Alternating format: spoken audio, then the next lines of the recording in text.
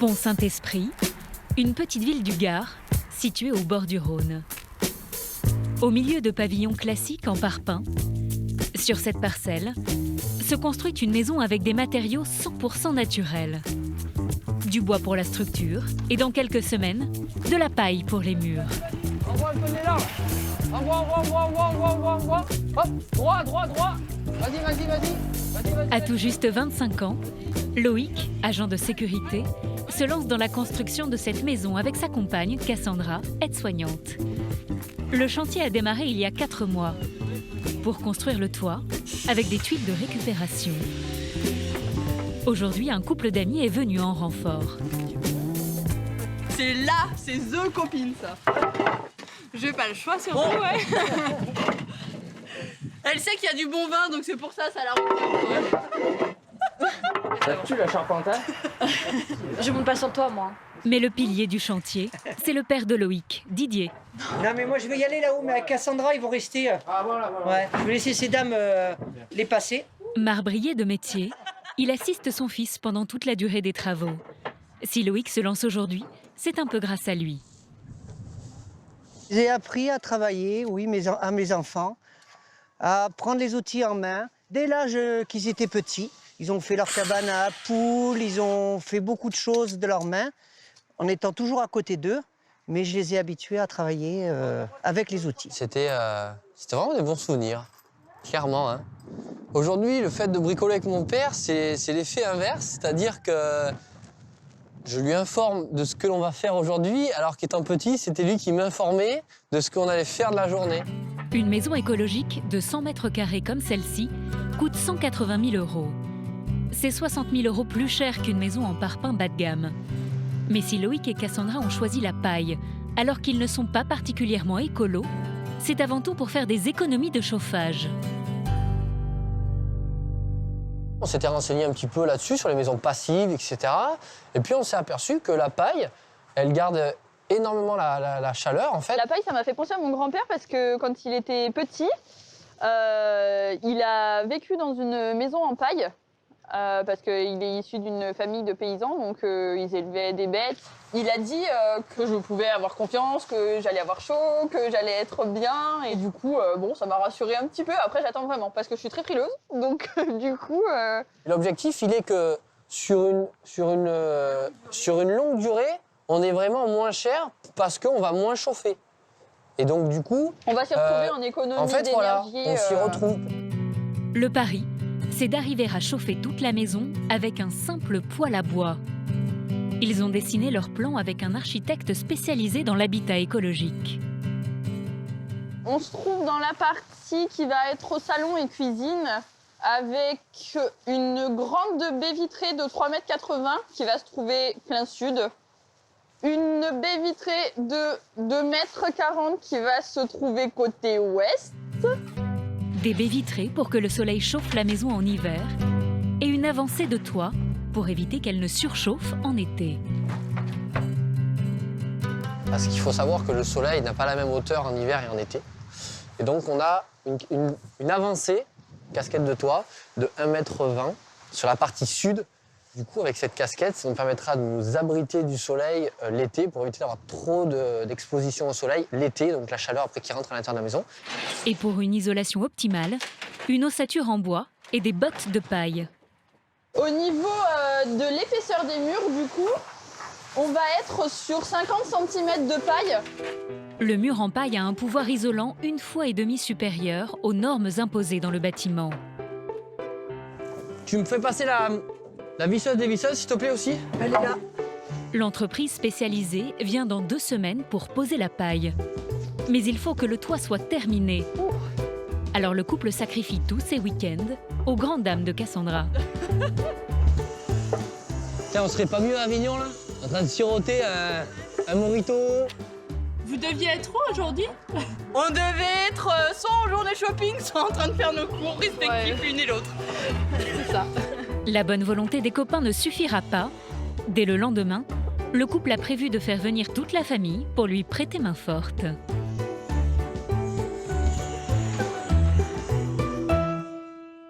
Construire une maison respectueuse de l'environnement et qui permet de faire des économies, Une aventure dans laquelle se lancent de plus en plus de Français. L'habitat est le deuxième secteur le plus polluant, après les transports. Il représente 20% des gaz à effet de serre rejetés dans l'atmosphère. Ces maisons bioclimatiques permettent de faire baisser les factures et parfois même de les supprimer. Le soleil, l'eau, la pluie, c'est des énergies en fait qu'on a tous sous la main et qui sont gratuites. Ouais. Dans l'Oise, Frédéric et Sabrina, un couple d'entrepreneurs, relèvent le défi de leur vie, construire un Earthship, une maison révolutionnaire autonome en eau et en électricité à partir de pneus usagés. Tu tasses. Une fois que c'est rempli de terre, c'est un très bon isolant parce que le froid ou la chaleur ne passe pas, quoi. Raphaël et Gérald quittent Paris pour s'installer dans le Luberon. C'est papa qui les a dessinés. Ils veulent rénover de façon écologique une grande maison en pierre avec vue imprenable sur les montagnes. C'est vraiment un endroit où on perd la notion du temps. Création de nouvelles fenêtres, de terrasses, isolation du toit et des murs. Ils vont mobiliser les amis et la famille pour ce projet titanesque. Oui, c'est un gros chantier. Il n'y a pratiquement pas une pièce intacte. En Bretagne, Adèle, jeune maman célibataire, a choisi le plus petit habitat écologique et aussi le moins coûteux. C'est la maison d'Isidore ? Maman. Pour 50 000 €, elle a acheté une tiny house, une maison toute en bois, d'à peine 10 mètres carrés au sol, dans laquelle elle devra s'habituer à vivre avec le minimum. Entre bonne humeur et grosses galères, Ça craint, hein. C'est chaud et je sais pas ce qui bloque, mais... nous avons suivi pendant plus d'1 an ces familles qui mettent toute leur énergie pour réaliser leurs rêves, vivre dans une maison écologique.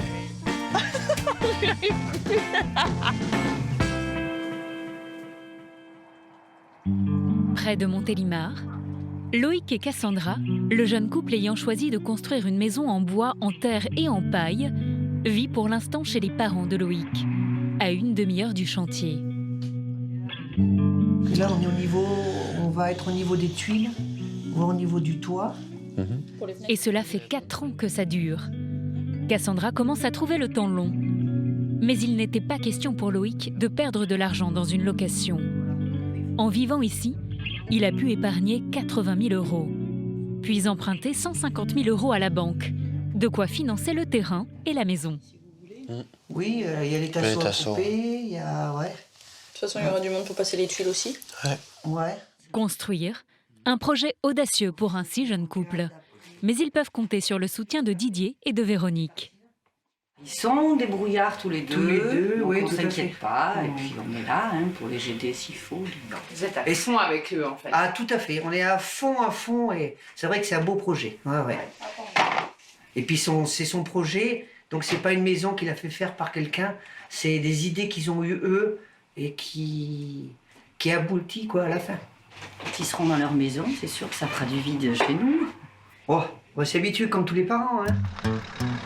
Il est 9 h du matin. En ce dimanche, une grosse journée de travail attend Loïc, Cassandra et leur famille.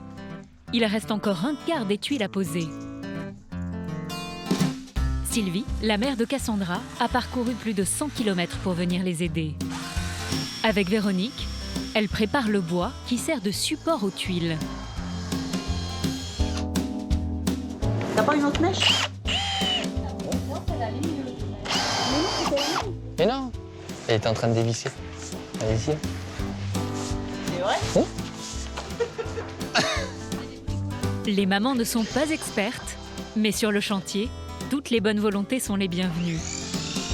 Car en refaisant le toit lui-même, le couple économise 6 500 €. Vous vous y connaissez en travaux? Pas du tout.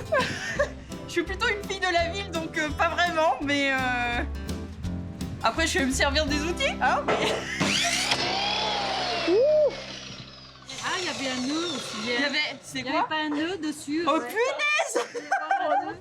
Sur le toit, une foule de petites mains travaillent à la chaîne. On n'est jamais seul dans cette aventure depuis le début, donc c'est plutôt cool.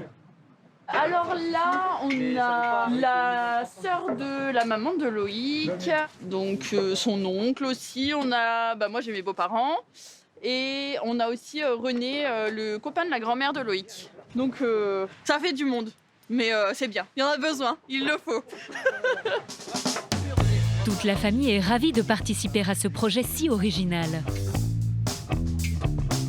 Pour être à l'abri du froid, le couple a installé ce mobil-home. L'oncle et la tante de Loïc vont rester déjeuner. Cette technique de mur en paille les intrigue. Ça a bien avancé, même s'il fait froid quand même. Et même avec le froid et le vent, le Mistral. Et il y a des maisons comme ça, il y en a beaucoup dans la région. Apparemment, de ce que les autres corps de métier m'expliquaient, dans le Gard, il y en a pas mal, en fait. On le sait pas forcément, parce que l'enduit de finition, il est lisse.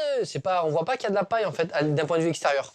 Alors moi, je tiens quand même à dire un petit mot, c'est que Loïc n'osait pas dire qu'il voulait faire une maison en paille et en terre crue, parce qu'il avait peur qu'on se fiche de sa figure. Il voulait pas nous le dire, hein. J'avais un peu peur que les gens ils aient un regard un peu moqueur, critiqueur. Après, bon, la famille a bien réagi. Certains autres amis, d'accord, mais maison en paille, ça fait un peu des trois petits cochons. C'est un peu cet aspect de... Non mais c'est vrai, j'ai eu cette remarque des trois petits cochons. C'est clair. Voilà, c'est la première image qu'une personne a. Parce que nous, c'est vrai que quelque part, on aurait eu quelques années plus jeunes, on aurait peut-être fait pareil aussi. Ouais. On se serait interrogé de le faire pour se mettre en adéquation avec ce qu'on pense sur le gaspillage d'énergie ou le recyclage d'énergie, tout ça. Mais tu nous fais quand même bosser quand même, hein. Ouais, alors... Hein, la terre, il a fallu étaler la terre. Un dimanche. La prochaine fois, c'est quoi, là, après le toit? Regarde la récompense que tu as, un poulet. Un poulet c'est bien. et au chaud. Prochaine étape importante, la construction des murs en paille. Elle doit commencer dans 2 semaines.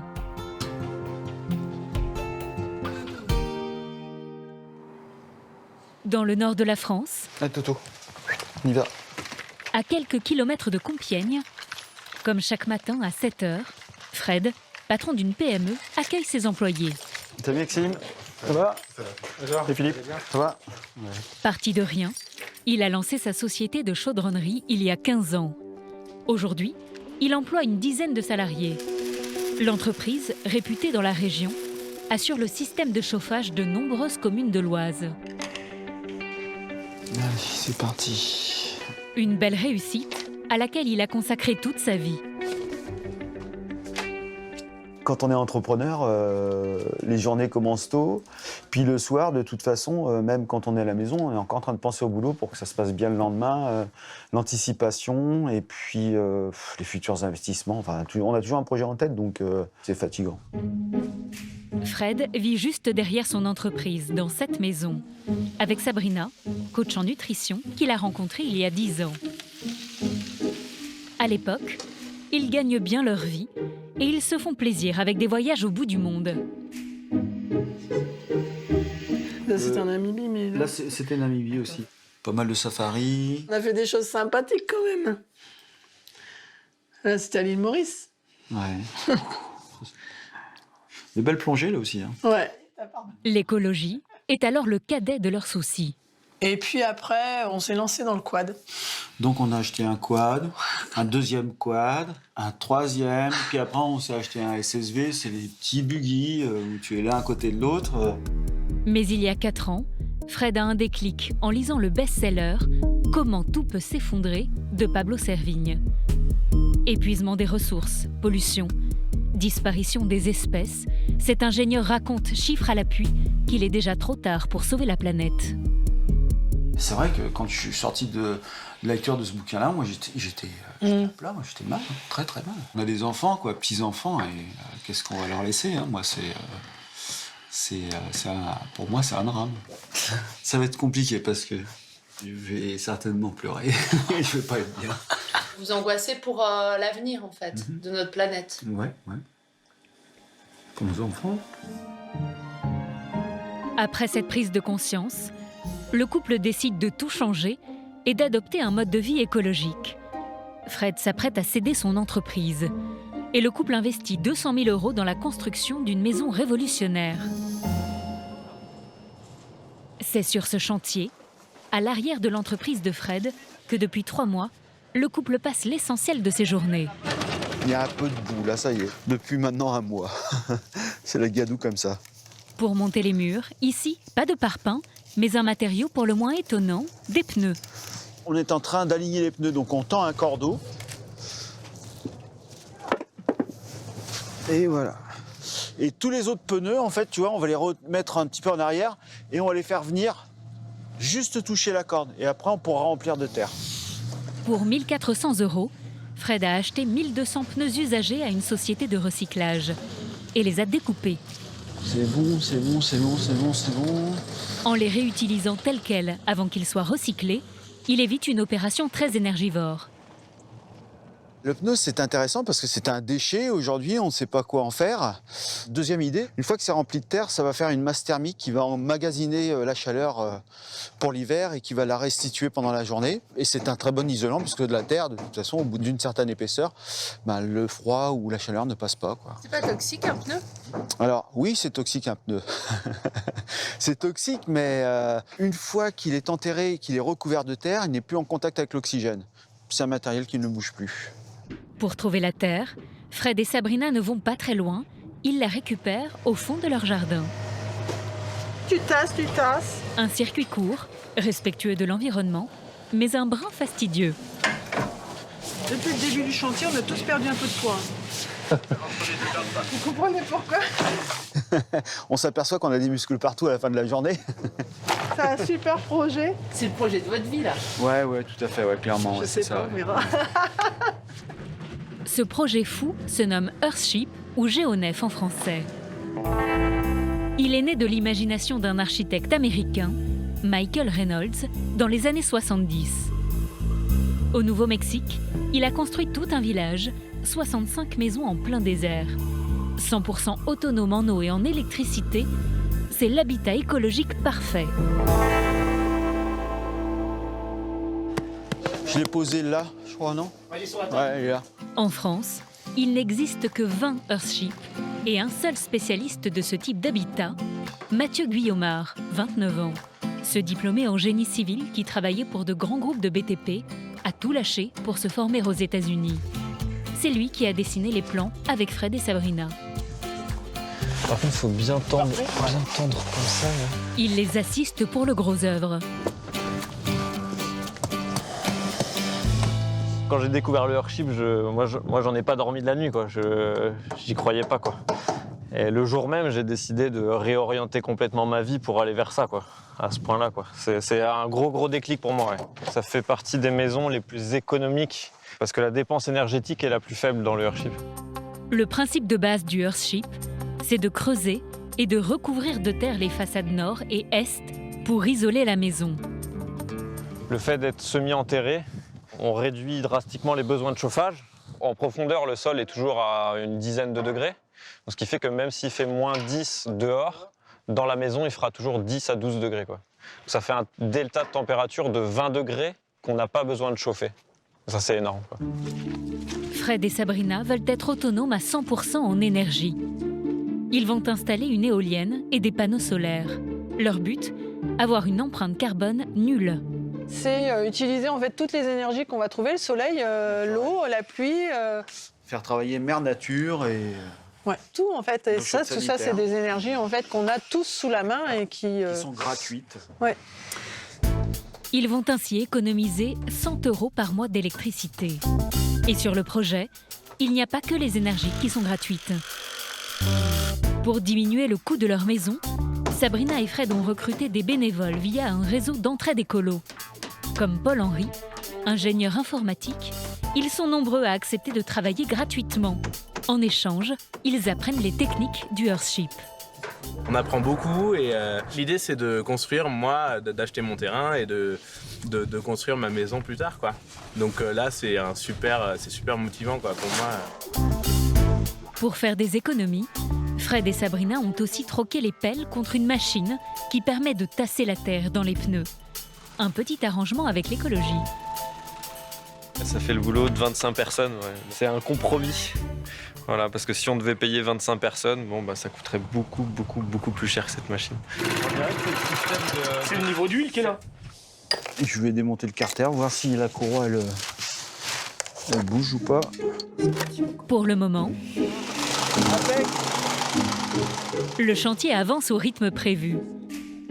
Fred et Sabrina espèrent emménager moins d'1 an après le début des travaux. Le Luberon, une des régions les plus prisées de France pour la douceur de son climat et son environnement préservé. À 1000 mètres d'altitude, perdue en pleine nature, une bâtisse provençale, celle de Raphaël, 49 ans. Elle l'a achetée il y a 10 ans pour y passer ses vacances. Mais après, il va falloir jeter toutes les tuiles cassées dans la remorque là-bas. Elle veut à présent y emménager définitivement. Et pour cela, elle se lance dans un projet colossal, rénover entièrement, de façon écologique, cette maison de 200 mètres carrés. Ce qu'on va refaire, c'est toute l'isolation. On va aussi mettre un grillage anti-rongeurs pour se protéger des loirs et des souris. En bas, pour donner un coup de main, sa fille Avril, 14 ans, et Gérald, son compagnon. Comme toute la famille participe, il y a aussi Charline, 6 ans, la fille de Gérald. Pendant 1 an, Gérald et Raphaël ont mûri leur installation définitive. Oui. C'est papa qui les a dessinés. Oui, c'est moi qui dessine par le soleil. Ils ont fait différents croquis et sélectionné les matériaux les plus adaptés pour avoir chaud dans cette vieille maison en pierre. 1 mètre de mur de pierre, où là il y a 60 cm, c'est aussi peu isolant qu'un double vitrage. Donc on a décidé de l'isoler en paille de lavande. Les gens ici la récoltent uniquement pour en faire de l'essence, mais n'utilisent pas la paille, qui est ensuite mise à pourrir dans les champs ou parfois brûlée. Donc on a la possibilité de la récupérer gratuitement. La paille de lavande va servir à isoler les murs par l'extérieur, une des méthodes les plus efficaces. Le projet de rénovation de Raphaël est très ambitieux. Surélever la toiture et refaire entièrement l'isolation, changer les 30 portes et fenêtres, construire 3 terrasses et plusieurs balcons supplémentaires, la maison va être complètement métamorphosée. Raphaël est auteur d'une collection de livres de bricolage. Cette maison est son terrain d'expérimentation. Alors là, on arrive dans le salon. Presque toute la déco a été faite comme je pouvais moi-même. La plupart à partir de récup. Donc par exemple, là, c'est un mur de tiroir. Cette table-là, elle vient de la déchetterie et j'ai mis simplement une peinture ardoise dessus. Ça sert beaucoup aux enfants qui dessinent, qui font des parcours de petites voitures. Ça, c'est une mezzanine qu'on a construite avec mon fils. Avec des bois qui viennent juste de la forêt à côté pour faire la balustrade.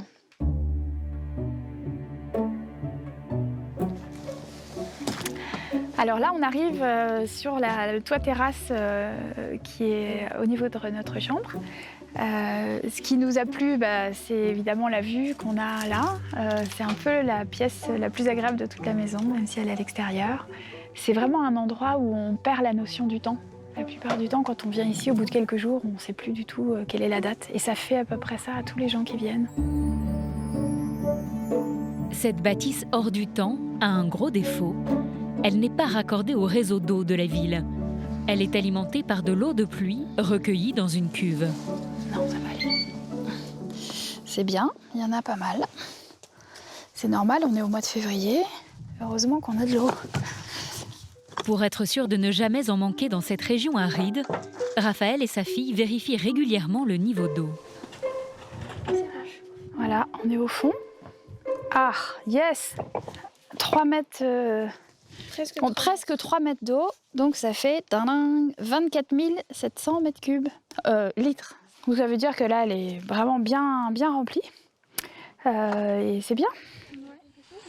L'eau de la cuve, non potable, est ensuite acheminée jusqu'à la maison. Voilà. Pour les toilettes, qui représentent 30% de la consommation en eau d'un foyer, Raphaël a trouvé le moyen d'économiser. Les toilettes sèches. Elles sont dans cette cabane au fond du jardin, que les filles ont décidé de rendre plus accueillante. Il y avait des cailloux juste, et on trouve ça beaucoup plus sympa avec des plantes et de la vie. Ça ressemble vraiment à des toilettes normales. Hein. On a un petit bac à côté avec de la sciure de bois que nous prête un ami qui travaille dans le bois. Comme ça, après, pour éviter que ça sente, on met de la sciure et ça se décompose plus facilement. À 14 ans, Avril, qui a passé tous ses étés dans cette maison sans eau courante, a déjà une conscience écologique bien ancrée. C'est bon, tout te semble bien? On a baigné là-dedans en fait toute notre enfance et rien qu'avec cette maison-là, depuis qu'on l'a, on fait attention à l'eau. Tout le monde prend conscience petit à petit et peut faire des petits gestes comme par exemple des toilettes sèches. Cette maison est encore bien inconfortable, mais Raphaël et Gérald ont décidé de s'y installer pour suivre le chantier. Vas-y, tu l'épluches. Est-ce que tu sais comme ça dans ce sens-là? Pendant les vacances, ils accueillent leurs enfants. Ouais, mais il est toujours pas fini ce gratin? Il est en cours de fabrication. C'est bon, il y en a plus. Super, merci. Ce soir, Félix, l'aîné de Raphaël, les a rejoints. Allez, chips et feu, on monte? Ouais, chips et chips. Alors, on va se mettre autour de la cheminée parce qu'il fait froid, hein, on n'a pas de chauffage. On est en février, la maison n'est pas encore isolée. Allez, le chin du début de chantier. Quand on est arrivé là, il y a quelques jours dans la maison, il faisait 7 degrés. Voilà, 7 degrés. C'est vraiment le pari auquel on n'arrive même pas à croire. En tout cas, moi, j'arrive pas à croire. Gérald n'arrive plus à y croire parce qu'il a l'esprit plus scientifique. Et moi, ça ne me suffit pas de me rendre compte que de mettre de la paille de lavande et de la ouate de cellulose, ça va suffire à ce qu'on ait moins froid. J'arrive pas à le croire, mais c'est le pari. Cela fait des années que Raphaël mûrit son projet de vie à la campagne. Un changement radical pour cette citadine. Et quand on est en ville, on se rend compte qu'on sait à peine où se lève le soleil, à quelle heure il se couche. Ici, nous, on appelle ça le quart d'heure doré quand ça se lève le matin, parce que pendant un quart d'heure, il y a vraiment une lumière orangée qui est très particulière. Et c'est vrai qu'à un moment, on s'est dit, mais pourquoi on rentre en ville après, quoi? Dans son aventure, Raphaël embarque sa fille, Avril, qui fera sa rentrée dans un nouveau collège. Tu te vois vivre ici en septembre? Non, je me vois pas, moi. Mais c'est pas grave. Hein. Mais ça te plaît quand même? Oui, mais j'arrive pas du tout à m'imaginer. Ah oui. La maison sera-t-elle terminée pour accueillir la famille en septembre?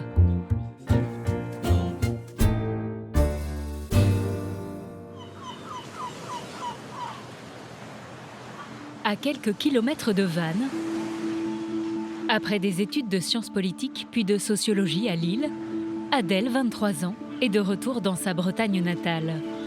Elle vit maintenant chez son père, Jean, et sa belle-mère, Laurence. C'est dans ce port que Jean, skipper de métier, a amarré son catamaran. Tu le vois? Et où le bateau? Ouais. Adèle élève seule son fils, Isidore, 2 ans. Ouais. C'est le bateau de mon enfance.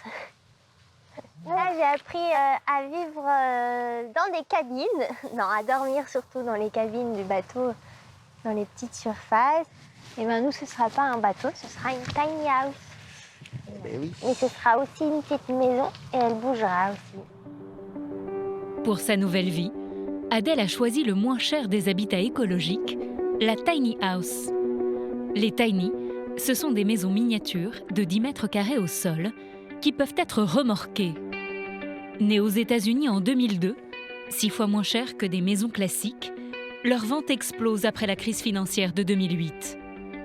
À l'opposé du modèle américain, leurs habitants veulent consommer le moins possible.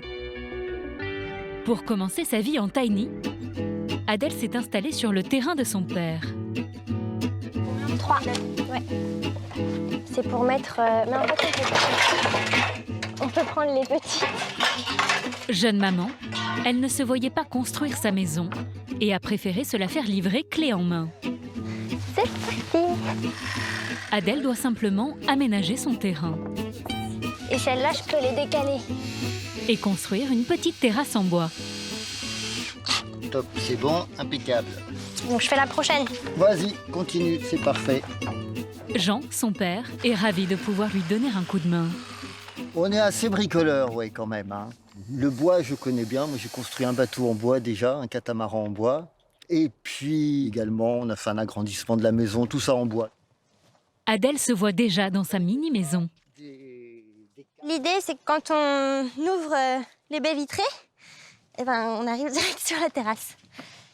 Et en fait, là, si je continue dans ma petite maison, Là, j'ai la fenêtre qui est face à mon bar. Et donc l'idée, peut-être pour l'été prochain, c'est d'installer une table à même hauteur là. Et en ouvrant la fenêtre, en fait, on pourra manger à plus nombreux sur la terrasse et à la maison. Mais ce projet n'est pas juste une fantaisie. Pour Adèle, c'est le choix d'un mode de vie plus respectueux de la nature. La tiny house, elle va faire 10-11 mètres carrés au sol, plus une mezzanine d'à peu près à la même superficie. Et puis, après, tout ce qui est consommation, évidemment, est réduit puisque l'espace est plus petit. Donc, on aura moins besoin de chauffer, voire peut-être pas. On va voir, selon l'hiver en Bretagne. Et puis, il y aura des toilettes sèches. Donc, on ne va pas user 10 litres à chaque chasse d'eau.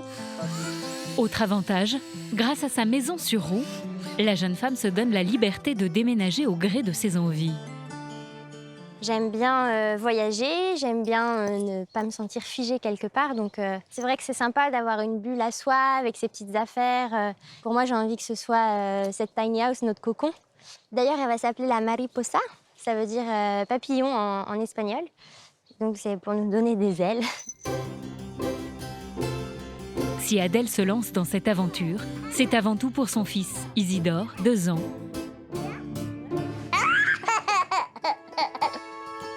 Elle souhaite qu'il grandisse au plus près de la nature. Le soleil, les arbres, les oiseaux. C'est en mars dernier, en pleine crise de la Covid, qu'elle décide de s'installer dans une mini-maison. On s'est retrouvés confinés en centre-ville, dans un appartement, et c'est vrai qu'à ce moment-là, j'avais complètement envie d'autre chose avec mon fils. Donc, ce qui était un peu un rêve, la tiny, je me suis demandé comment je peux faire pour avancer un peu vers ce rêve, en fait, pour le concrétiser. Sur Internet, Adèle déniche un constructeur de tiny house à prix abordable. Grâce à ses parents, l'étudiante obtient un crédit qui lui permet de rembourser 500 € par mois sur 10 ans. C'est un budget de moins de 50 000 € et c'est vrai que moi qui suis seule avec mon fils, je ne pouvais pas me permettre plus, donc c'est super comme ça. Ces maisonnettes sont en bois certifié durable, isolées avec un matériau naturel. Très écologiques, elles sont également modifiables pour s'adapter aux besoins de chacun. Donc ça, c'est le modèle colibri que j'ai commandé, alors modifié du coup. Ça, c'est le plan du rez-de-chaussée. J'ai enlevé des cloisons pour agrandir. J'ai rajouté un escalier avec des vraies marches. Avec un enfant, un escalier, c'est plus sécure. Comme dans une maison, une plaque avec 4 feux, un four, de taille vraiment standard. Un salon, une cuisine tout équipée et à l'étage, une mezzanine avec 2 chambres, des filets de sécurité et de nombreuses fenêtres. En fait, elle va être livrée et j'aurais qu'à poser mes cartons. Et c'est aussi ça qui m'a fait plaisir parce que j'avais pas envie de me prendre la tête. En fait, après, j'aurais 2-3 rideaux à installer et puis voilà. La tiny d'Adèle est fabriquée dans ses ateliers en Pologne, un pays réputé pour son savoir-faire dans le travail du bois. Cette entreprise artisanale en crée une 50aine par an qu'elle expédie principalement en France. Elle doit livrer la jeune femme dans 8 jours.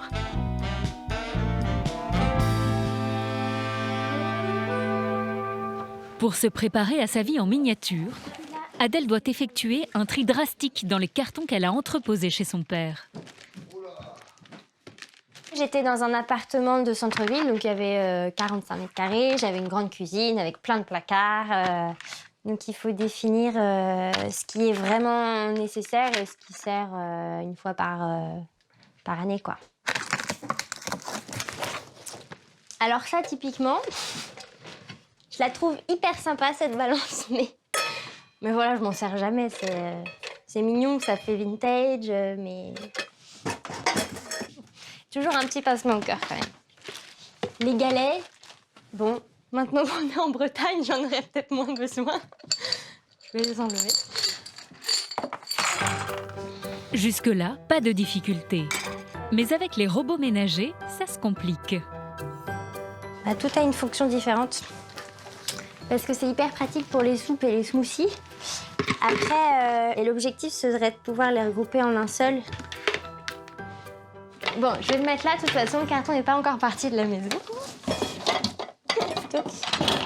C'est un vrai choix de vie. C'est sûr qu'en même temps, il y a plein de choses dont je me sers pas et j'ai pas envie de garder ça, de traîner mes casseroles toute ma vie et de me rendre compte à la fin que j'ai plein de choses qui ne me servent pas. Entre les ustensiles de cuisine, les meubles et ses vêtements, Adèle va se séparer de la moitié de ses affaires. Donc du coup, je garde 3 cartons. Et enfin, celui-là, il est même à moitié vide. Et puis celui-là, ce sera pour Emmaüs, je pense. Une bouilloire, un mixeur, 2-3 bricoles. À quelques jours de son emménagement, Adèle est prête pour sa nouvelle vie avec le strict nécessaire. S'il n'y a pas de contretemps, elle sera livrée 8 mois à peine après avoir lancé le projet de ses rêves. Dans le Gard, Cassandra a encore des doutes sur le choix de la paille pour construire sa maison. Ce matériau sera-t-il assez isolant pour qu'un simple poêle à bois suffise à la chauffer? Avec Loïc, elle a rendez-vous chez Éric Defresne, le constructeur de leur future habitation. Le rendu top. Il a terminé il y a tout juste 10 jours son propre logement, également en terre et en paille. C'est classe. Salut Éric. Salut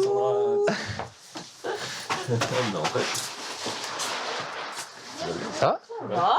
Ça va? Ça va. Il vit dans ses 300 mètres carrés avec sa femme et leurs 5 enfants. À peine arrivé, Cassandra fait le test d'enlever sa veste. J'ai envie d'enlever ma veste, je vais voir. Non, mais il fait pas froid. Il fait pas froid du tout. Oh punaise. Il fait beau. Oui, carrément. Oh. Tu peux mettre ta main sur le poêle, tu verras, et ça chauffe pas du tout. Ah non, mais ça se voit qu'il chauffe pas. Hein. Ah non, mais on est bien. On est bien. Oh. Là, ça fait combien de temps du coup? 10 jours? On est ici? Non, que le poêle n'est pas allumé. Non, là, on a fait une petite flambée hier, mais 3 bûches comme Ouais, ça. 3 bûchettes, ouais. Là, il fait 20 degrés, et je sais pas, dehors, il faisait combien? Il faisait 10. Il faisait 10. Ouais, dehors, il faisait 10, ouais. Donc sans chauffer, il y a une différence de 10 degrés. Je suis sur le cul. S'il fait entre 0 et 5 degrés à l'extérieur et qu'il n'y a pas de soleil, la maison en paille reste à une température d'environ 20 degrés pendant 3 jours. C'est seulement au-delà de cette durée que les murs commencent à se refroidir. Alors ça sera le rendu final. Ouais. C'est ça. Avec l'enduit fini, là. En terre. Le jeune couple, soucieux de ne pas se démarquer, est rassuré par l'apparence classique de la maison. On dirait pas qu'il y a de la paille en dessous, en fait, et c'est vraiment doux. Ouais. Ah, ouais. C'est vraiment joli, ouais. Convaincu? Ouais. Convaincu, ouais. C'est vrai. Vous voulez rentrer parce qu'il fait un peu froid? Oh, oui, oui, oui. Ouais. Ne dis pas non. L'engagement d'Éric pour un habitat écologique date d'il y a déjà 30 ans. Et quelle température il faisait, par exemple, sur les Kerguelen? À l'époque, jeune ingénieur, il mesurait les conséquences du réchauffement climatique sur l'océan. -5. -5? C'est quand même un peu froid. Il travaillait sur une base scientifique en Antarctique. Et les mesures qu'on faisait venaient confirmer les courbes de réchauffement. Donc on était, il y a 30 ans, face presque à une évidence, c'était on y va. Il y a ce réchauffement, il y a une inertie telle qu'il faudrait agir maintenant, donc il y a plus de 30 ans, pour l'éviter. Et puis je constatais que rien n'était fait. Je me disais, mais à quoi ça sert d'entretenir un système qui va droit dans le mur? Donc ma place, ça a été de montrer que des solutions étaient possibles et essayer de les mettre en œuvre. L'habitat contribue à 20% des émissions de CO2 dans l'atmosphère. Partant de ce constat, Éric a décidé de se lancer dans la construction écologique. En 12 ans, il a construit des dizaines de bâtiments en terre-paille, selon un procédé qu'il a lui-même inventé. Chez Loïc et Cassandra, il vient de poser les cloisons intérieures qui vont supporter la paille. Il doit maintenant les enduire d'un mélange naturel. Là, tu peux en mettre 2 directement en premier. Traditionnellement, cet enduit est passé à la main. Pour accélérer le processus, Éric a décidé de le projeter à l'aide d'une machine. Pour cela, il a créé un mélange suffisamment fluide. On a un mélange de terre, de paille et de chaux. Et avec un peu d'eau et avec une machine de façade, machine de façadier. Très simple. Sur une maison comme ça, on peut passer 7-8 tonnes de terre. Et à la main, ça reste long et lourd. À la main, il aurait fallu 2 mois au minimum pour appliquer le torchis sur cette maison. Grâce à cette machine, cela va être fait en quelques heures. Ça va, il se bien? Oh oui, ça va. Bah, forcément, en plus là c'est pas trop... Si c'est pas bien plan, c'est pas trop grave. Donc c'est un bon moyen de démarrer et d'essayer la projection comme ça. Jusque-là, les maisons en paille étaient fabriquées à la main par des autoconstructeurs. Il fallait compter 1 an et demi au minimum. Avec sa méthode, Éric démocratise ce type de construction. Notre politique, c'est le changement d'échelle. Comment on passe de quelques maisons dans un milieu très militant à un plus grand nombre, parce que c'est un changement de société. Depuis quelques mois, Éric croule sous les demandes de particuliers. Son rêve est en train de devenir réalité. Une semaine plus tard, la paille a envahi le chantier de Cassandra et Loïc. Éric et ses ouvriers finissent de poser les 240 bottes de paille nécessaires pour construire les murs de cette maison de 100 mètres carrés. Ah ouais, ça a bien avancé. Hein. Wow, ça c'est... Ah ouais, puis ça tient, ça... Ouais, c'est bien fixé, hein. Ils l'ont bien fait, quoi. Ouais, nickel, Éric. Hein. Franchement, vous avez bien avancé. Hein. On a vraiment l'impression d'être à la ferme là, avec l'odeur de la paille et tout, c'est super agréable. Et non, moi j'adore. La paille, quand j'étais petite, j'y ai fait plein de bêtises dedans. Donc du coup, bah voilà. Voilà, il faut tout le temps être réquisitionné de toute façon. Cassandra n'est pas très fan de travaux, contrairement à Loïc. Mais aujourd'hui, elle va apprendre à tasser la paille. Sur la tête. Comme ça? Ouais. Ah. Oh mais c'est déjà trop haut pour moi. Hey. Oh Marc, hein, quand même. J'y arrive plus. Loïc, lui, pense avoir compris la technique du ballot. Donc là, en fait, je vais fabriquer un ballot. Forcément, les angles ou les bords, on va arriver et ça fait pas pile la dimension d'un ballot. Donc on va fabriquer un ballot pour qu'il puisse rentrer pour avoir une perspective parfaite. C'est une partie sympa, ça, la paille? Oh oui. Voilà. Là, on a un ballot redimensionné. Donc le ballot initial, ils sont de cette longueur-là. Donc là, on a un ballot qui fait 40 cm. C'est du Lego. Ne reste plus qu'à encastrer cette brique sur le mur. Comme ça. Éric n'a pas l'air convaincu. Mais Loïc, c'est pas possible, il est tout rond ton ballot. C'est pas un ballot ça. Tu veux pas comme ça? C'est un rond que t'as fait. Et ouais. Non, c'est pas la peine. N'essaye pas, tu peux recommencer. Eh bien, c'est le métier qui va rentrer. Pas grave. Allez, poubelle, et on refait. Une bonne ouvrier que vous avez là. Je peux y apprendre. Une fois le ballot encastré, il faut le maintenir avec des tasseaux de bois fixés au mur. Ça fait un vrai mur, solide et efficace. Voilà. Ces murs, composés de 40 cm d'épaisseur de paille, seront ensuite enduits de torchis. Contrairement à l'histoire des 3 petits cochons, ils sont très résistants. La plus ancienne maison en paille a été construite il y a 100 ans à Montargis, dans le Loiret. Du coup, Éric, là, au niveau du planning, ça va donner quoi la semaine prochaine? On passe la débroussailleuse pour que le mur soit vraiment droit. J'aime bien cette phase aussi. Il n'y a plus un brin de paille qui dépasse, là, c'est beau. Et puis il y a quelques petits trous quand même à combler. Puis sinon, on enduit et c'est fini. Si la société d'Éric a presque terminé sa partie, Loïc et Cassandra, eux, sont loin d'avoir fini. Bon, bah voilà. Donc plus que l'intérieur maintenant. Là, il va rester projeter la ouate de cellulose pour la partie isolation, les combles. Il reste le sol. Il reste le sol à poncer. À tisser. Il reste les cloisons.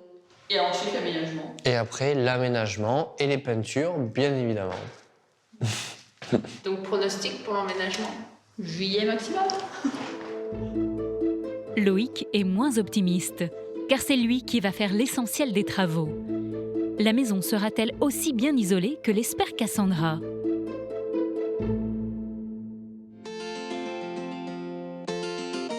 Dans le nord de la France, à Compiègne, après 6 mois de travaux, le chantier du Earthship de Fred et Sabrina avance à pas de géant. Les murs en pneus sont montés et surtout la verrière, un élément clé de cette maison 100% autonome, est sur le point d'être achevée. Salut, salut. Ça va? La forme? Salut Matt, ça roule? Le petit café du réchauffage du matin. On est bien gâtés. Aujourd'hui, on termine tout ce qui est carreaux pour la... Ouais, c'est ça, ouais. Bah, dès que le soleil est un peu réchauffé, là, on va pouvoir finir là-bas. Ouais. Tu vois, on va finir l'étanchéité de ce côté-là. Mais une fois qu'on a terminé, après, stop, quoi. Parce que vu la boue qu'il y a, c'est... Ouais, c'est clair. Marre. La boue, c'est bon. Ouais, stop. bah... Plusieurs mois de travaux en plein hiver ont mis les nerfs de Fred à rude épreuve. Quand on arrive sur les chantiers BTP, aujourd'hui, je me dis... Les mecs, ils doivent souffrir, quoi. C'est un métier de dingue. C'est un métier de dingue. Ça, c'est humide, c'est boueux, tu glisses pour faire des actions, c'est fatigant. Ouais, au niveau psychologique, quoi, c'est stressant. Et ce que je disais à Mathieu la dernière fois, putain, j'en ai ras-le-bol de cette boue. Je vais craquer. À un moment ou à un autre, je vais péter un plomb, quoi. Ça va partir. Le soir, il n'y a pas besoin de berceuse. Hein. Ah, à 19h, on mange, 20h, ping, allez hop, il n'y a plus personne, hein, jusqu'au lendemain matin. Mais la pluie a aussi permis de remplir les cuves à eau qu'il a installées à l'arrière de la maison. 19 000 litres d'eau de pluie qui vont alimenter le Earthship de la cuisine à la salle de bain. L'eau de pluie arrive par la tuyauterie là. Et ici, on a un filtre que l'on peut changer, nettoyer. Voilà. Et puis c'est reparti après pour quelques temps. Et comme dans une usine de traitement de l'eau, à l'intérieur, il y a 3 systèmes de filtration. Des filtres à particules qui sont plus ou moins gros. Et après, il y a un filtre, c'est des filtres en céramique et charbon actif qui, eux, vont enlever pesticides, insecticides, bactéries. Tout est enlevé grâce à ça. Avec ce système, Fred espère être autonome en eau, même en période de sécheresse estivale. Il n'a donc pas jugé utile de se raccorder au réseau d'eau de la ville. Dans le Earthship, tous les éléments sont mis à contribution. L'eau, mais aussi le soleil, qui va chauffer la verrière orientée plein sud. Ce matin, Fred et son équipe posent les dernières vitres. Il faut faire très attention et on est tributaire de ce genre d'équipement, des ventouses, qui peuvent de temps en temps se détacher. C'est pour ça qu'on en met 2. Il s'agit d'un double vitrage isolant. Tu vas venir par là? Ouais, encore. Derrière la verrière, la température ne descendra jamais en dessous de 12 degrés, même en hiver. Ce qui permettra de créer un potager intégré à la maison. Ici, cette partie-là, elle va être vitrée aussi également. Hein. D'accord? Donc en fait, c'est un espace tampon, cette partie-là. C'est plus une serre. Parce que dès qu'il va y avoir du soleil, ça va chauffer à l'intérieur, même en hiver. Hein. Et on va pouvoir planter plein de choses que l'on pourra manger. On pourra avoir des tomates toute l'année, sans aucun problème, parce qu'avec la température, ça va aller. On a projet aussi de planter un bananier, un avocatier, et puis tout ce genre de choses-là qu'on peut trouver difficilement en France. Inutile d'arroser les plantes, car le principe du Earthship, c'est de réutiliser les eaux usées de la salle de bain et de la cuisine pour les déverser directement dans le potager. À l'abri de la verrière, Sabrina s'est attaquée à la signature déco du Earthship, le mur de bouteilles en verre. La lumière, elle va passer à travers, ça va faire de la lumière bleue selon la couleur des bouteilles qu'on va mettre. Donc c'est pas une vitre vraiment, mais ça va faire passer la lumière. Ça va être joli, enfin, j'espère. Pour obtenir l'effet vitrail, il faut monter un mur de façon classique, mais à la place des parpaings, on utilise des bouteilles. Sabrina, elle, a décidé de le faire à sa manière. Et elle n'a pas choisi la technique la plus simple. C'est facile à faire? Non, là, je me blesse. Elle commence par faire des trous dans la cloison. Puis découpe une à une les bouteilles. Et donc, après, tu assembles en fait du blanc, du bleu, du bleu, du blanc, du bleu, bleu. Enfin, peu importe, en fait, ça dépend de la couleur que tu veux faire passer à travers ton mur, en fait. Il faut maintenant assembler les 2 culots. Donc après, je vérifie que ce soit bien propre, qu'il n'y ait pas de buée, etc. quoi. Après, je vais tester dans mon trou. Son motif comporte 50 trous. Voilà, ça va venir là, je vais faire de la colle. Impeccable. Elle devra donc répéter l'opération 100 fois. Ça va prendre combien de temps ce temps-là? Un certain temps. C'est l'heure du café. Et voilà. Aurélie. Là. Et un quatrième. On est en avance de 3 semaines sur le délai qu'on avait imaginé. On est bien, on est super content parce que ça avance bien, quoi. Alors je pense que pour le mois d'août, on sera à l'intérieur. Elle n'est pas d'accord. Hein. Juin, le mois d'août. On va dire qu'on va couper la poire en deux. Au mois de juillet, on sera dedans. Et puis à chaque fois qu'on a des bénévoles, c'est vrai qu'ils sont hyper volontaires. Et du coup, ça marche bien aussi, quoi. Il y a toujours au moins 5 personnes sur le chantier tout le temps, tous les jours. Donc avec une organisation, quand même, ça marche, quoi.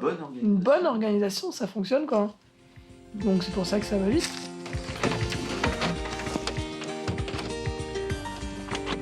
Une bonne journée comme ça, c'est pas trop physique, mais c'est répétitif comme boulot, là. Mais c'est bien quand ça sort. Toi, on est content. Fred et Sabrina sont optimistes.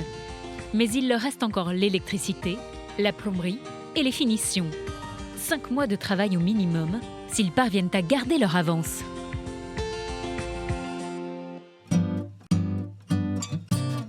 Dans le Luberon, le chantier est à l'arrêt depuis 2 semaines. Pour pouvoir le reprendre, Raphaël attend des matériaux. Ils vont lui être livrés d'un moment à l'autre.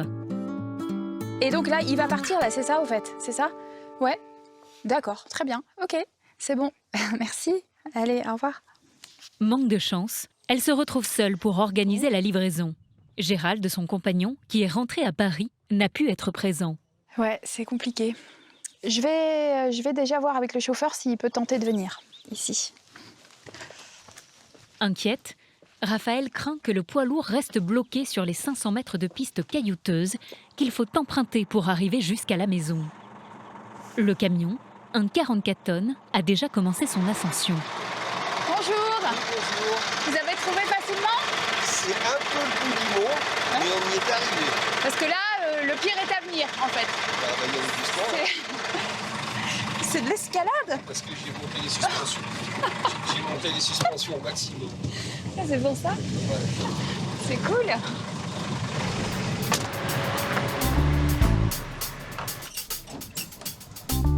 Raphaël a bien essayé de couper quelques branches pour ouvrir la route. Mais le camion se retrouve stoppé juste avant d'attaquer la côte qui monte à la maison. Il est pris dans un fil électrique. Ça craint, hein. C'est chaud et je sais pas ce qui bloque, mais il n'y a pas que le fil. On entendait bien que la roue semblait patiner. J'ai eu ça la semaine dernière, moi, avec ma voiture. Une fois le fil dégagé, le chauffeur va devoir faire repartir le camion. Oui, c'est ça. Une opération délicate pour un 44 tonnes. Ça patine, on dirait, sur le rocher, là.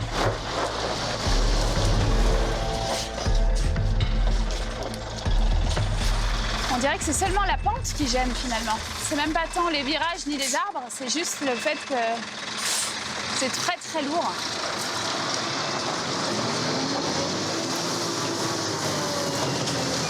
Oh là là, quelle puissance, quand même.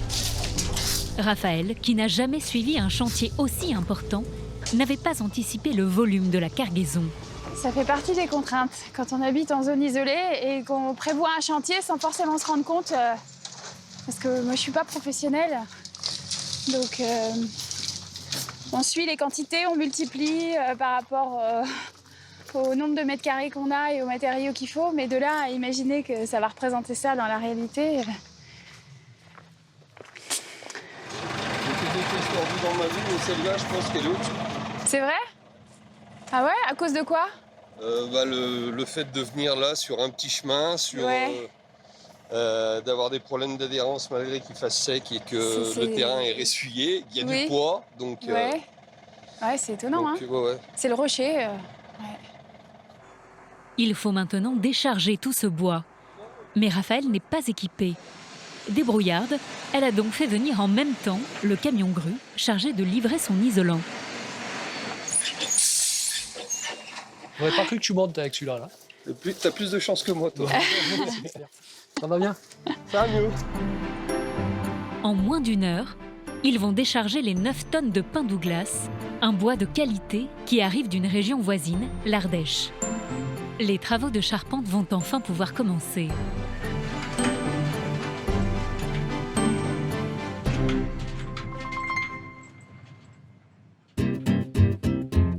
Trois mois plus tard, le gros œuvre a débuté.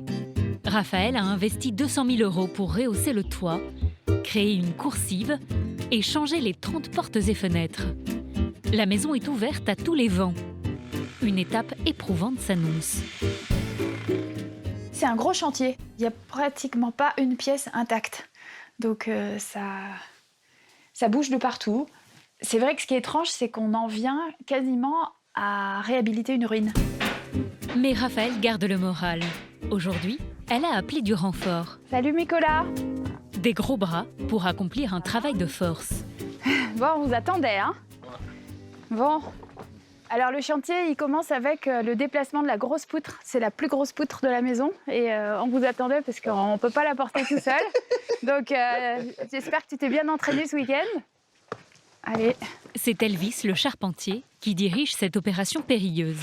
Moi je coupe, j'enlève la cale et je vais couper en dessous aussi. Il y a une cale aussi en bas. C'est bon? Ouais. Allez. Grâce à la reconstruction de la charpente, cette poutre, autrefois porteuse, ne sert plus. Elvis compte la réutiliser de l'autre côté de la maison. La difficulté, c'est qu'elle pèse 150 kilos.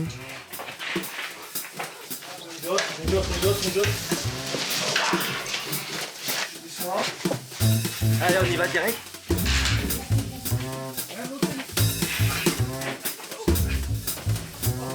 Heureusement qu'ils étaient 4 et bien costauds. Les ouvriers s'attaquent maintenant au toit de la chambre de Raphaël, qui est un peu prise de court. Il fallait que je le fasse hier. Et je ne l'ai pas fait, donc nous aurons tout mélangé. Voilà. Alors, je peux quand même pas mettre les clés de la caravane, le chocolat. Non, c'est vraiment n'importe quoi. Dernier sauvetage. Oh là là, mais oui. J'ai enlevé mon rideau de douche, sinon ça va être couvert de merde. Merde, il y a encore une lampe. J'ai pas assez anticipé que ce serait complètement cassé. C'est vrai. Et notamment le plafond, on n'y pense pas, mais un plafond, forcément, ça va tout atteindre. Et ça, il va la casser si je fais rien. Je vais lui dire tout de suite. Allez, toutes les petites merdes qu'on sait pas où mettre, on va mettre celle-là pour le moment. Et ouais, là, j'ai toutes mes affaires de camping. Et on les a pas enlevées. Merde. Ouais, tu les vois, c'est un peu tard. On peut ne pas casser, là, pour le moment? Ouais. De toute façon, il va faire le reste. Ah, j'ai oublié d'évacuer ça. Un haut de placard, bien sûr.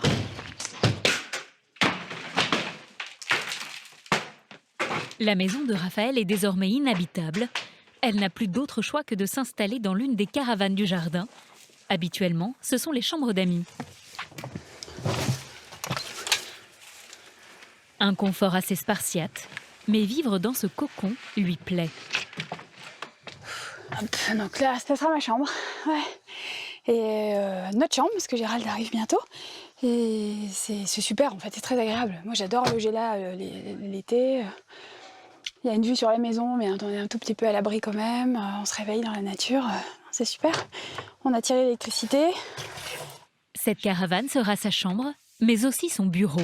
C'est ici qu'elle va continuer à écrire ses livres de bricolage. C'est ça que tu veux? On l'emmène les deux peut-être quand même? Mais pas question d'abandonner les travaux. Pour économiser sur la main-d'œuvre, elle assiste Elvis, le charpentier. Donc là, elle est plus longue de ce côté.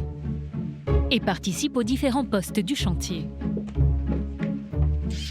Il faut reconstruire le toit de la chambre enlever la laine de verre et la remplacer par un autre isolant, la ouate de cellulose.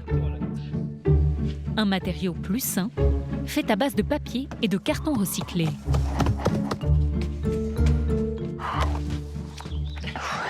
On essaye d'utiliser le plus possible de matériaux écologiques. On n'y arrive pas toujours. Il y a quand même quelques exceptions, mais pas beaucoup. Après, on voit qu'ils sont quand même dans des sacs plastiques. Enfin, c'est jamais parfait. Hein. Malgré leur bonne volonté, les problèmes de livraison et le manque de main-d'œuvre liés au confinement ont fait prendre du retard au chantier. Au niveau des délais, vous êtes comment alors par rapport à ce qui était prévu? Ah bah on n'est pas du tout... on n'est pas bon.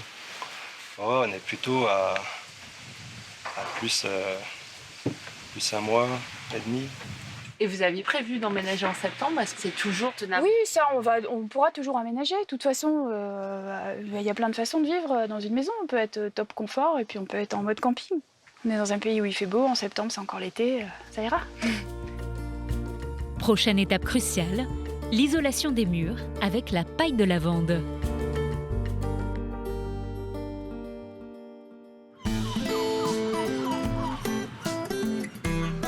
Dans le Morbihan, la tiny house arrive dans quelques heures.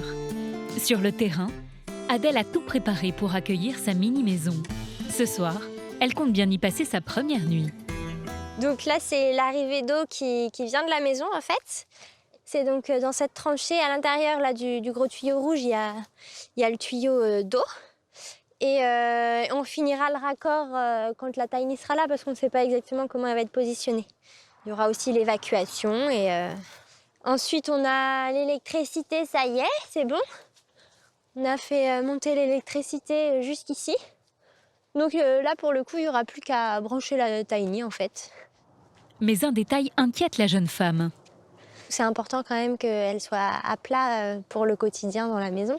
C'est vrai qu'on n'y pense pas forcément, mais voilà, une porte qui se ferme toute seule parce que ça penche, ou c'est pas très pratique après. Le truc, quand elle va arriver, en fait, c'est comment faire en sorte qu'elle soit droite alors que le terrain est bien pentu. La tiny house a quitté la Pologne il y a 2 jours pour traverser l'Europe.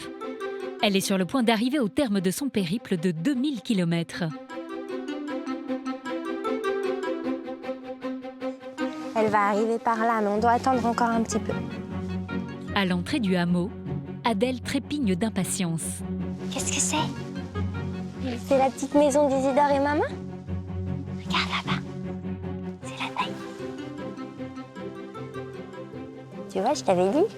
Il y a une petite maison qui arrive. C'est la maison d'Isidore? Maman. Ouais, c'est la maison pour Isidore et maman? Ouais.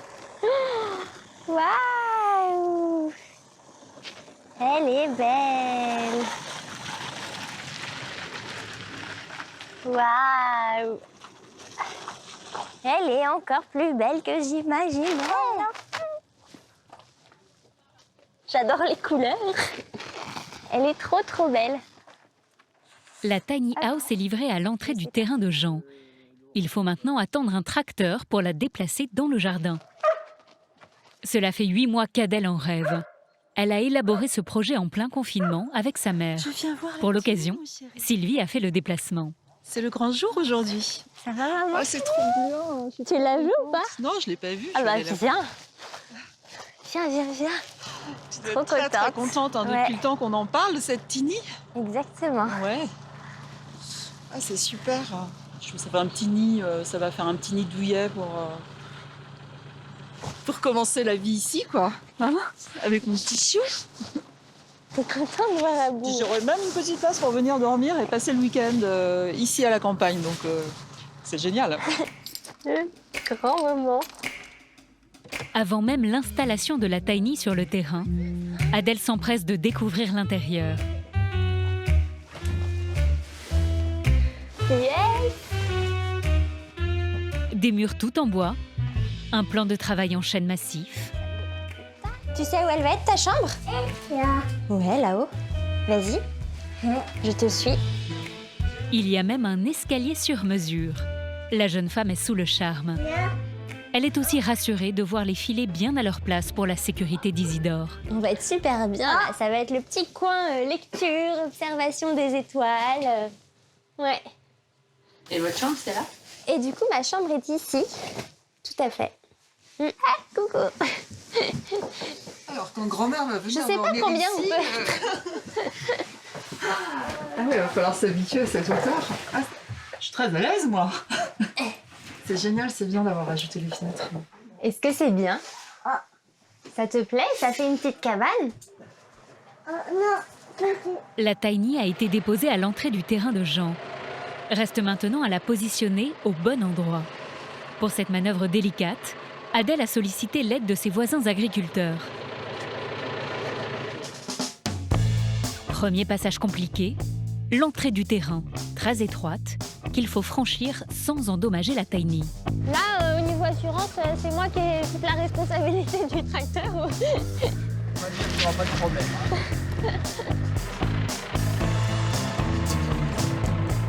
C'est un moment un peu critique, oui. Je suis un petit peu stressé, oui, quand même. Là, jusqu'à maintenant, tout se passait tranquillement, mais c'est là que ça commence. On arrive dans le vif du sujet, quoi.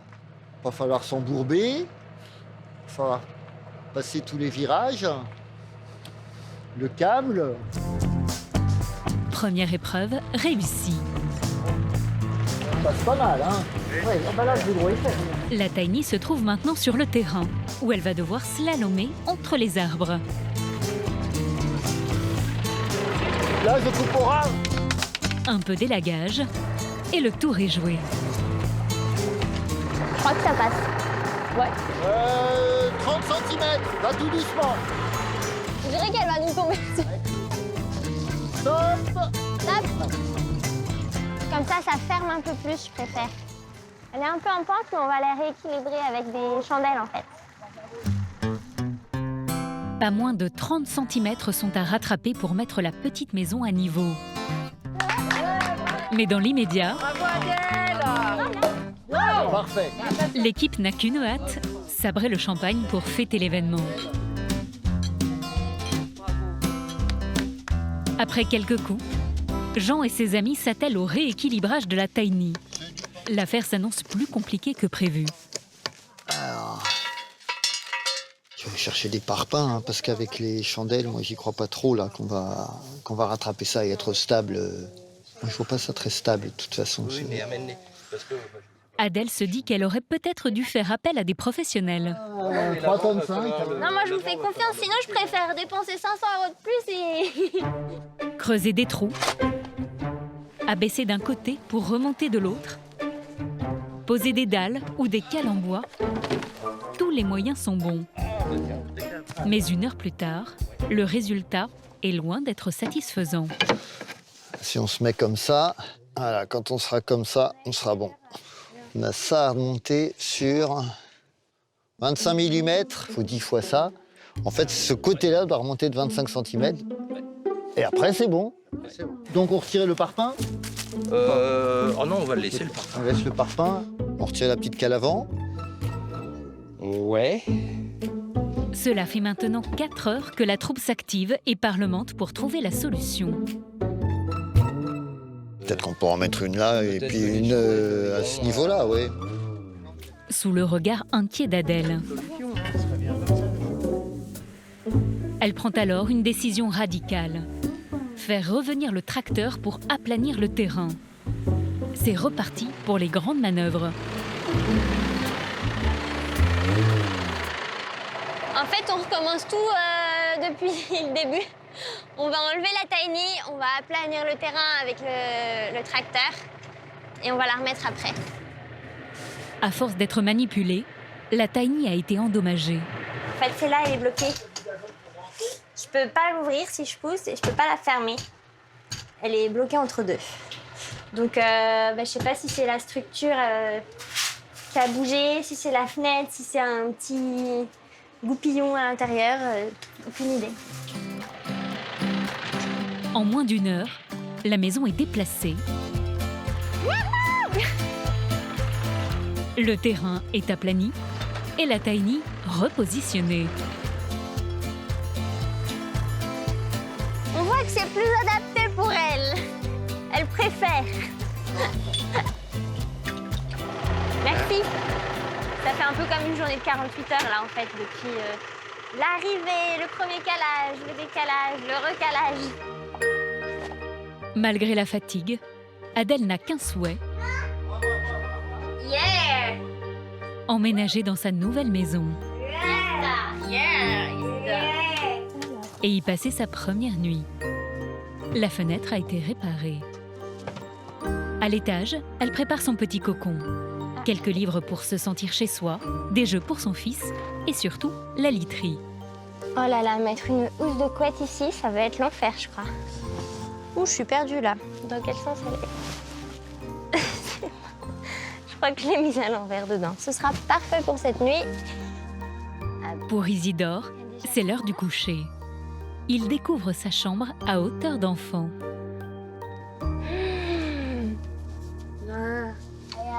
Il y a les Legos. Enlever les chaussettes. Tchouk, tchouk. Voilà. Alors, ce qu'on peut faire, c'est mettre tes petits coussins là. Petit renard. Une histoire... Alors, ça s'appelle Bonne nuit. Bonne nuit, les étoiles. Bah, c'est vraiment le rêve là qui se réalise en fait, d'être dans la chambre d'Isidore, chez nous. Et ouais, c'est chouette, je suis contente. Non. On va éteindre la lumière, Isidore, pour faire dodo. Tata.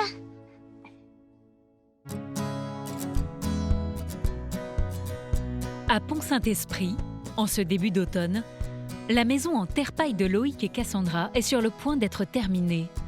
C'est 2 mois de plus que ce qu'espérait Cassandra. En plus de son emploi, Loïc a sacrifié ses week-ends pour faire les cloisons intérieures, l'isolation des combles, les peintures et la salle de bain. Dans la cuisine, il ne manque plus que l'évier et le plan de travail, du sur-mesure, fabriqué dans l'atelier du père de Loïc, marbrier de métier. On va décharger. Ce matin, Didier est fier de livrer le fruit de son travail, un objet de belle facture en granit d'une valeur de 4 000 €. Regarde ton rétro. Attends. Oh, papa! Oh! Oh, ben. Ah, bah là, c'est mort. Mais qu'est-ce que t'as fait?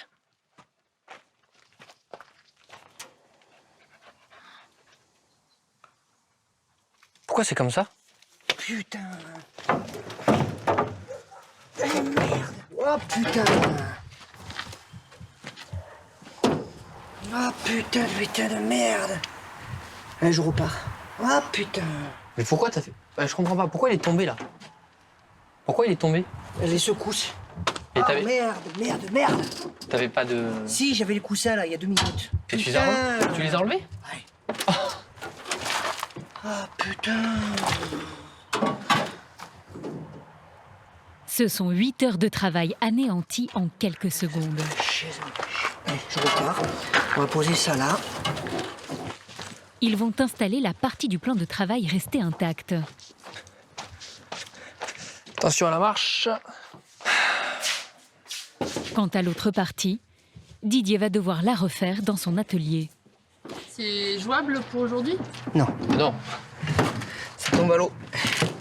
Alors là, c'est foutu. Là, pour... Allez, moi, je repars.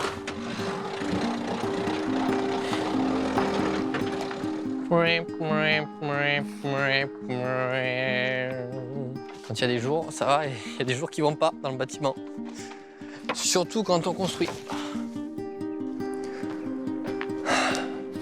Loïc n'en est pas à sa première galère. Au bout d'1 an de chantier, il a compris pourquoi un couple sur 10 se sépare pendant les travaux. J'avais peut-être pas évalué la quantité de galères et voilà quoi, être bien solide dans son couple pour pouvoir y arriver quoi. Par exemple, si tu bricoles trop, ça c'était mon problème, moi je bricolais trop en fait. Et Cassandra elle me dit stop. Et je dis ouais mais attends, si tu veux qu'on ait notre indépendance, il faut que je bricole quoi. Si tu veux que la maison avance, il faut qu'on bricole.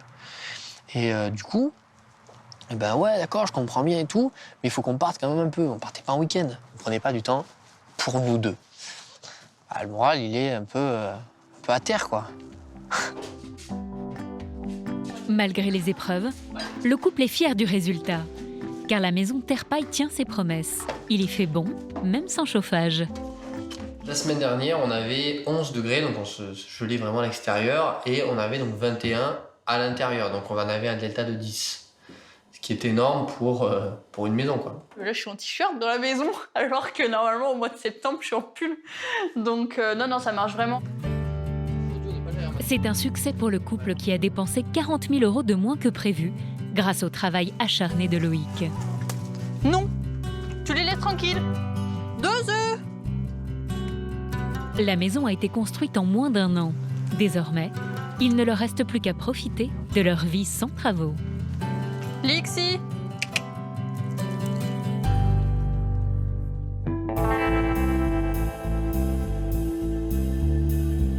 À Compiègne, Fred et Sabrina travaillent depuis 8 mois sur le chantier du Earthship. Le gros œuvre est fini. Ils ont monté les cloisons et installé des portes et fenêtres fabriquées sur mesure. Fred, qui a assuré toute l'électricité et la plomberie, fait ses dernières soudures dans la cuisine. On est super contents. Mais là, on rentre dans la partie finition et c'est plein de détails et c'est long. Mais le plus gros du travail, c'est Sabrina qui est en train de le finir. Pour recouvrir les pneus, elle a passé 11 tonnes de torchis naturels puis un enduit de finition. Au bout de 3 mois de ce travail fastidieux, elle n'en peut plus. C'est sympa quand on fait un petit peu, tu vois. Mais quand on fait beaucoup, à un moment, c'est moins sympa. C'est rien par rapport à ce que vous avez. Ouais, c'est vrai, mais on a envie de voir la fin, là. J'ai hâte d'amener les meubles. Avec ces enduits à l'argile, les murs respirent. La terre est aussi leur allié pour le système de climatisation naturelle du Earthship. Depuis les Canadiens, en fait, là, ce sont des tubes qui sont en fonte, qui font 6 mètres de longueur. Et ces tubes-là, ils servent à quoi? Ils sont entourés de terre. À partir de 80 cm de profondeur, la terre, elle est toujours à la même température, à peu près 10-13 degrés. Ça veut dire quoi? Ça veut dire que l'été, quand il fera très chaud là-bas, que les lantélos vont être ouverts, il va y avoir aspiration parce que le phénomène d'air chaud qui s'élève. Et là, ça va aspirer l'air frais et qui va rentrer à l'intérieur. Pour l'électricité, la maison dispose de 15 panneaux solaires et d'une éolienne, soit une capacité de 4000 watts. Non raccordée au réseau d'électricité, elle devrait être autonome même en plein hiver. Dans le garage, le torchis est sur le point de se terminer, marquant la fin du chantier avec 1 mois d'avance. On est content de nous, quoi. Quelque part, ça fait du bien, hein. C'est relâche. Quand même, c'est beaucoup d'énergie dépensée depuis le début du chantier, avec des hauts, des bas. Et là, on arrive au bout, c'est quand même... On arrive au bout. Bon, arrête, hein. Moi aussi, sinon je pleure. J'ai vu, ouais. Parce que ça se finit. Vous emménagez quand alors? Très bientôt. Le 25 juin. Tu sais pourquoi? Oui, je sais pourquoi. Ça fait 9 mois. Ouais, c'est notre bébé. Hein. C'est une naissance. Une renaissance comme on veut, mais voilà, c'est une nouvelle vie. Donc, c'est une nouvelle vie qui démarre. C'est un cycle, voilà. Fred et Sabrina ont relevé leur défi, construire la maison de leurs rêves en moins d'1 an.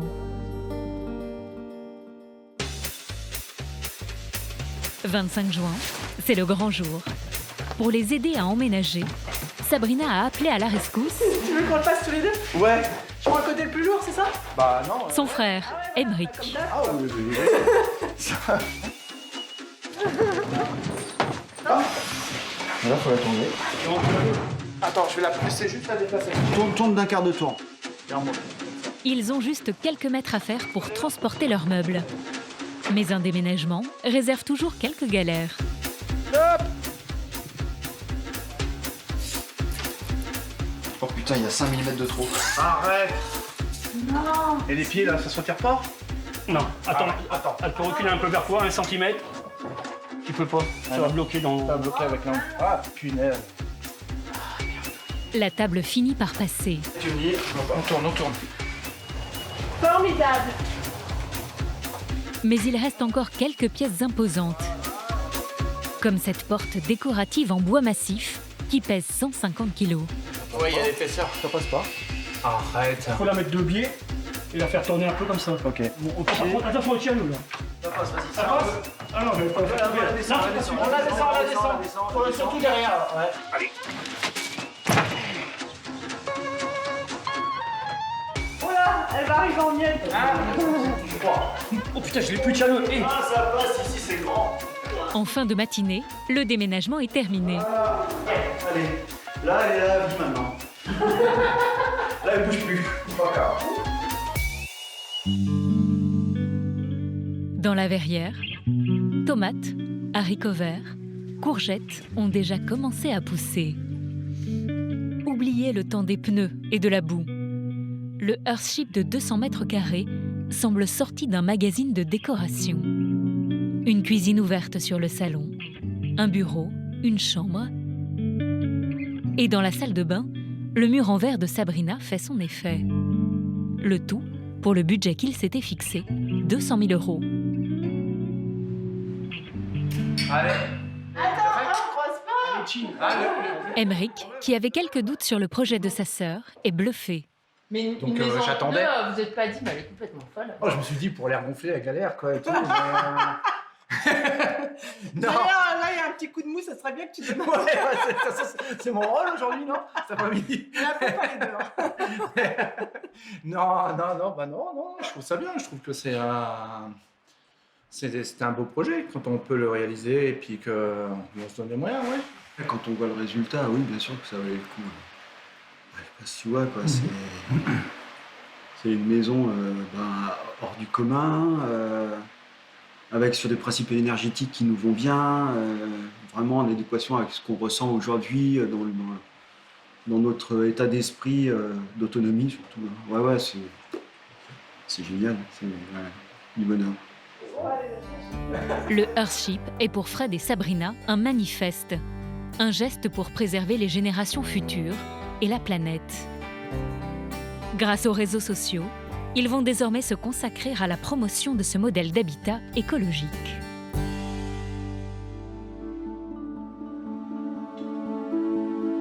Dans le Luberon, au cœur de l'été, chez Raphaël, une étape essentielle va commencer, la pose de l'isolation des murs en paille de lavande. Pour accélérer la cadence, elle a réquisitionné de nouveaux bras. Un groupe de 20 jeunes, des amis de son fils Félix. Alors, est-ce qu'il en manque? Tous ceux qui viennent, là, c'est des musiciens. Nourris et logés, ils vont travailler gratuitement pendant 10 jours. Bon, bah alors merci à tous d'être là. Le chantier va commencer aujourd'hui, donc avec Avril, on vous a préparé des petits cadeaux de chantier. Tu veux expliquer un peu? Il y a des seaux, des gants, une crème pour les mains parce que du coup on a remarqué qu'on s'abîme vite les mains avec à faire des enduits. Dans le kit chantier, il y a même une rabane en osier pour faire la sieste à l'ombre. Pour encadrer ces jeunes, pas très habitués aux travaux, Raphaël a fait appel à Sébastien, le spécialiste de la rénovation écologique qui supervise son projet. Alors si tout le monde est là, je vous invite à mettre des chaussures fermées d'abord. On va éviter les tongs sur le chantier. Bon, bah let's go. Allez. Pendant une journée, Sébastien va les former aux différentes techniques. Direction la façade nord de la maison, la plus exposée au froid. Sébastien a choisi une isolation par l'extérieur, la plus performante. Donc voilà, la première étape, ça va être parce qu'il a déjà été commencé, de mettre la paille de lavande dans l'ossature. Ok. Alors, je vous montre. Bon, ça c'est la partie simple. On prend la paille de lavande. L'idée, ça va être de la coincer simplement derrière l'ossature, de réussir à bien la coincer. On va bien la remplir. En plus d'être un bon isolant, la paille de lavande repousse les rongeurs qui envahissent la maison de Raphaël. Une fois posée, elle est recouverte d'une canisse qui servira de support pour un enduit à la chaux. Et pour trouver la lavande, rien n'est plus simple. Dans le Luberon, en plein mois de juillet, elle est partout. Et l'avantage, c'est qu'elle est gratuite. Raphaël s'est entendu avec un voisin agriculteur pour ramasser la paille de lavande après qu'il l'ait récoltée. Les exploitants de lavande, ils sont super contents parce que du coup, ça leur débarrasse des tas, tous les tas qu'on voit sur les bords de route et tout ça. C'est énorme, c'est gigantesque. C'est un produit du terroir, c'est le top quoi. C'est la proximité, c'est la localité. Allez, on y retourne. Sur le chantier, les jeunes commencent à poser la paille de lavande. C'est bon, vas-y pousse. Là c'est vrai que là on est tous joyeux quoi. Ah ouais. Pour le moment ça va. Les gens qui viennent travailler bénévolement et souvent ils sont plus énergiques que des fois quand j'ai des chantiers avec des salariés. Ça arrive. Tandis que les uns préparent l'enduit à la chaux, les autres l'appliquent comme ils le peuvent. Visiblement, prendre le coup de main n'est pas évident. C'est trop de la merde. Essayez d'en mettre vraiment partout, faut pas qu'il y ait de trous. Faut plus qu'on voit le canis. Et essayez de pas mettre les manches des trucs dans l'enduit, parce qu'après on s'en fout partout et voilà. Et hop, bien contre.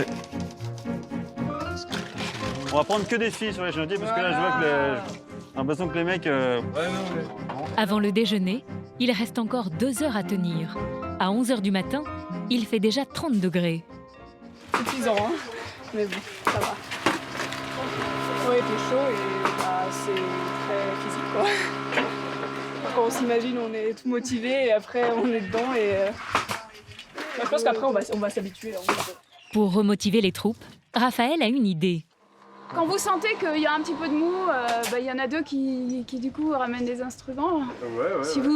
Il y a peut-être des moments où il faut qu'on y soit tous, mais d'autres fois on peut peut-être être tous moins 2 et vous jouez. Félix et Elliot se portent aussitôt volontaires pour animer le chantier en musique. Okay. Les jeunes vont avoir besoin de toute leur bonne humeur pour tenir le coup et réussir à isoler l'ensemble des murs nord et est de la maison. Pour Félix, la pause est de courte durée. Il lâche la batterie pour aiguiser ses couteaux. Avec sa formation de cuisinier, c'est lui qui va assurer les repas pendant toute la durée du chantier. Il y en a combien à 50 à couper? Il y aura 18 personnes à table midi et soir. C'est vraiment une organisation énorme de nourrir tant de gens dans une cuisine qui est faite pour nourrir une famille. En fait, le gratin, c'est pas possible. Bah non, c'est ça, il n'y a pas assez de plats. Non, C'est ça. malheureusement. Ok. Du coup, Tu arrives autrement? du coup, juste on va les cuire au four. J'ai bien confiance en Elliot là, parce qu'il manage ça très bien. Et c'est très agréable de ne pas s'occuper du repas. Parce qu'il y a déjà pas mal d'autres choses à gérer. Donc, le repas en moins, c'est très bien. Si pour Raphaël, cette main-d'œuvre bénévole est bienvenue, pour les jeunes, ce sont des vacances comme ils n'en ont jamais passé. Je vois bien que pour eux, c'est extrêmement exotique. C'est comme s'ils allaient dans un autre pays. C'est le jet lag, en fait. Au moment où on déjeune, on a déjà fait 7 heures de chantier. C'est une longue matinée et on a vraiment fait plein de trucs en s'arrêtant presque à l'heure à laquelle je me lèverais d'habitude. Donc,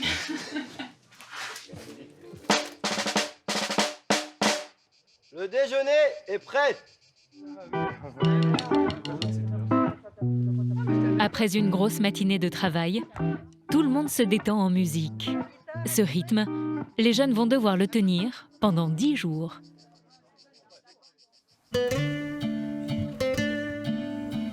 2 mois plus tard, la maison a encore des allures de chantier.